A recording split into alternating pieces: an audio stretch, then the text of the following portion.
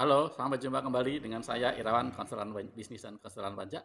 Kali ini kita akan membahas mengenai bagaimana pengambilan keputusan dengan financial modeling. Nah, kemarin kita bicara ya, atau tadi kita sudah membahas mengenai financial modeling. Jadi ketika kita akan mengadakan suatu project untuk melihat kelayakan suatu proyek harus kita bikin financial modelingnya. Nah, dari ketika kita sudah membuat financial modeling, ya, kita udah tahu nih 5 tahun ke depan, 10 tahun ke depan arus kasnya kayak apa, laba ruginya bagaimana, hitungan. Nah, dari situ kita bisa ngitung nih IR-nya berapa, payback period-nya berapa, atau mungkin discounted cash flow-nya berapa. Misalkan ini, biasanya IRR itu juga tiap tiap tiap industri bisa beda ya, ada yang cuma 14, mungkin ada yang minta 20, yang minta 10.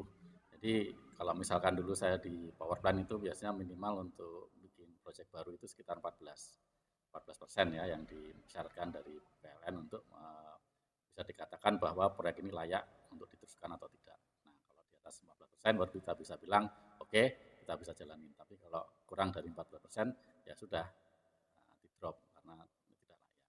Kemudian kita juga harus melihat payback period-nya berapa. Misalkan payback period-nya harus 4 tahun, ternyata payback period-nya lebih dari 4 tahun, berarti labanya kan terlalu kecil ya.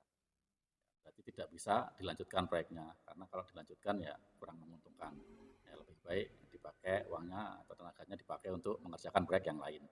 Ya, jadi begitulah dengan final modeling ini kita bisa melakukan mengambil keputusan-keputusan yang didasari oleh hitungan. Jadi tidak hanya secara perasaan kayak ini bakal tren, kayak ini bakal viral, tapi kan bakal saja hitungan ekonominya, hitungan bisnisnya kayak apa.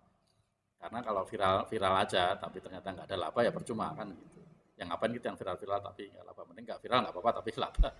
Oke, itu hanya sekedar guyon aja ya. Paling enggak sebenarnya kita udah tahu lah, artinya kita ambil keputusan itu ada dasarnya. Oke, sampai di sini dulu, sampai jumpa.